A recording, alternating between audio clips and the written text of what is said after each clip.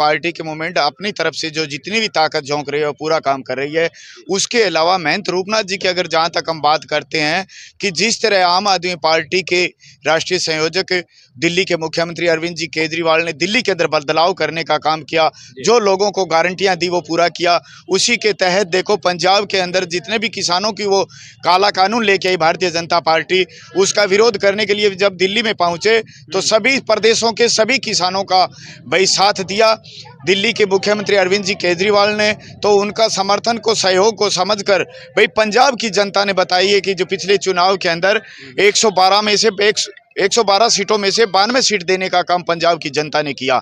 और जो गारंटियां पंजाब के अंदर दी उसके अंदर देखो जो 300 यूनिट महीने की लाइट फ्री की थी, तो आज के अपने जो राजस्थान के बिल के हिसाब से बात करते हैं 600 यूनिट बिल के पीछे हो गई, वो काम किया।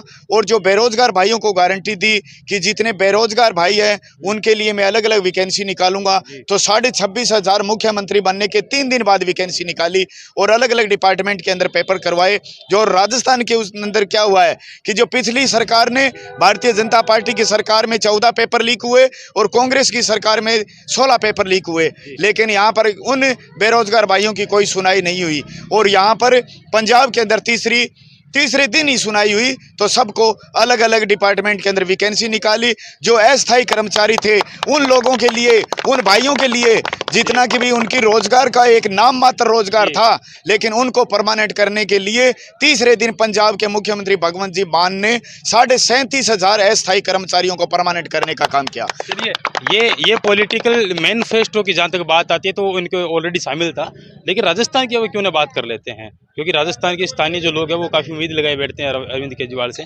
कोई मैनिफेस्टो जारी नहीं हुआ, कोई बड़े स्टार प्रचारक के राजस्थान में नहीं आया अभी तक। इसके पीछे मेन वजह क्या रही होगी? 200 विधानसभा सीट है, दावा किया जा रहा था कि 200 विधानसभाओं पर उम्मीदवारी जताएंगे, लेकिन सिर्फ 86 ही आवेदन आए हैं।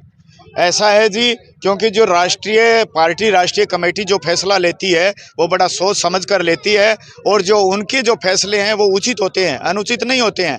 लेकिन जो आपने देखा कि जो भारतीय जनता पार्टी की जो एक अपनी जो दोनों हाथों के अंदर ये लड़ियां रखते हैं ना कि जब चाहे उसको छोड़ दे, जब चाहे उसको पकड़ ले।